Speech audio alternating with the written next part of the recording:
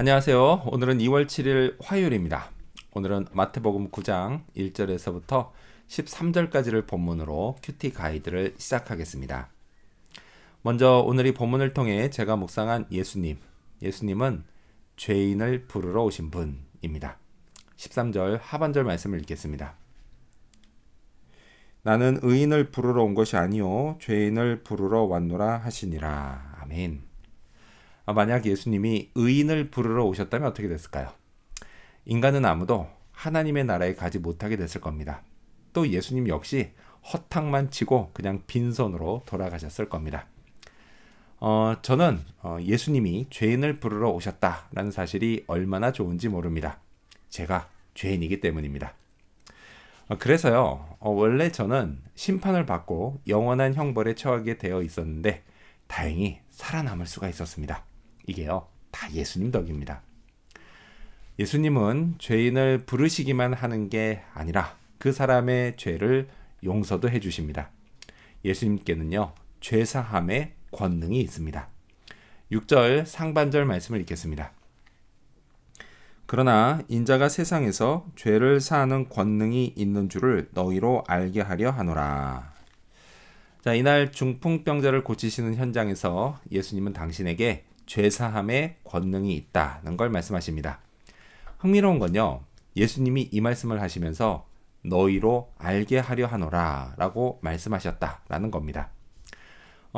이전에도 예수님은요, 심한 병을 앓고 있는 사람들과 또 귀신 들린 사람들을 고쳐주셨습니다.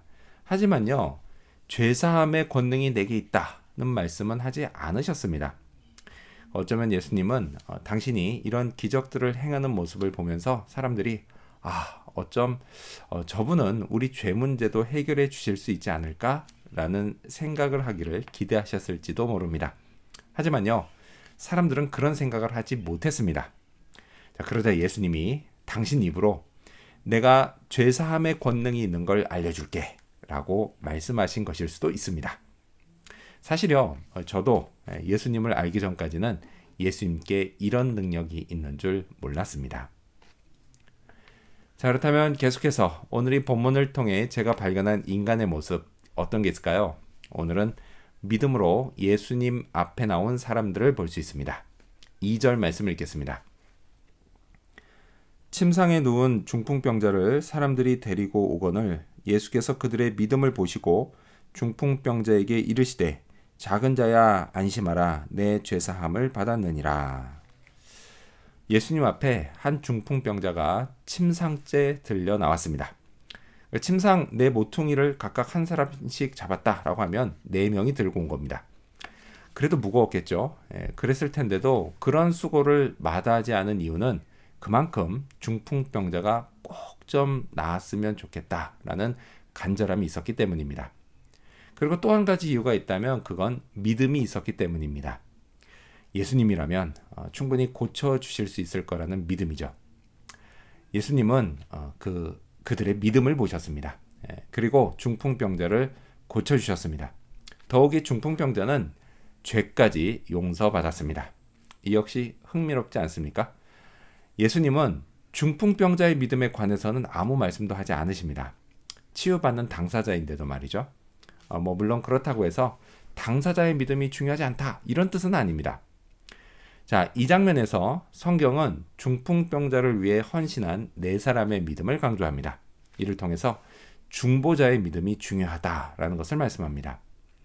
목사인 저는요, 예수님의 이름으로 남들을 돕는 일을 합니다. 그래서 저도 믿음이 중요합니다. 누군가를 위해 중보기도할 때 믿음이 필요합니다. 주님께서 제가 미처 다 알지 못하는 이 사람의 상처와 아픔까지도 다 알아주시고 또 고쳐주시기를 구하면서 말이죠. 또 실제로 어떤 도움을 줄 때도 그렇습니다. 주님께서 저의 손과 발을 통해서 그 사람의 필요를 채워주시고 또 연약한 것을 강하게 해주시기를 믿음으로 구하면서 도와야 합니다. 자, 그렇다면 끝으로 오늘 이 본문을 통해 나에게 주신 교훈이 뭘까요? 그건 예수님을 열심히 따르자입니다. 9절 말씀을 읽겠습니다. 예수께서 그곳을 떠나 지나가시다가 마테라 하는 사람이 세관에 앉아 있는 것을 보시고 이르시되 나를 따르라 하시니 일어나 따르니라. 예수님은 마태를 제자로 부르셨습니다. 마태는 세리였습니다. 세리는요, 당시 사람들에게 진짜 나쁜 놈이라고 손가락질 받던 사람이었습니다. 그런데도 예수님은 마태를 부르셨습니다. 이런 걸 보면요, 제자로 부름받는 기준이 세상의 그것과는 완전히 다르다는 걸 알 수 있습니다. 예수님은 죄인을 부르러 오셨다라고 말씀하셨습니다. 그분의 제자가 되는 분은요, 그래서 죄인에게도 열려 있습니다. 그 덕에 저도 예수님의 제자가 될 수 있었습니다. 이게요, 얼마나 감사한 일인지 모릅니다. 자, 그렇다면 불러주셨으니 예수님을 열심히 따라야겠습니다. 마태는요, 부르심을 받고 지체하지 않았습니다. 그 즉시 앉아있던 자리에서 일어나 예수님을 따랐습니다. 이건요, 마태의 성격 탓일 수도 있지만 사실 예수님도 머뭇거리는 걸 결코 좋아하지 않으십니다. 제게도 마찬가지십니다. 제가요, 머뭇거리고 지체하는 걸 예수님이 결코 좋아하지 않으십니다. 예수님을 믿고 과감하고 신속하게 순종하며 따르기를 원하십니다. 그러면 저도 주님께 쓰임받는 사람이 됩니다. 세리였던 마태가 그래서 마태복음을 기록해 주님께 쓰임받은 것처럼 말이죠. 그래서 오늘도 예수님을 열심히 따르는 하루가 되어야겠습니다. 기도하겠습니다.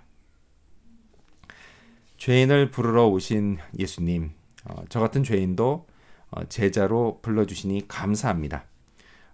주님의 이름으로 남들을 도울 때 저의 믿음을 더하여 주시옵소서.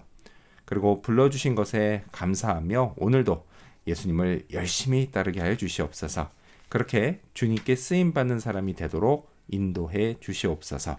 감사드리며 예수님의 이름으로 기도합니다. 아멘.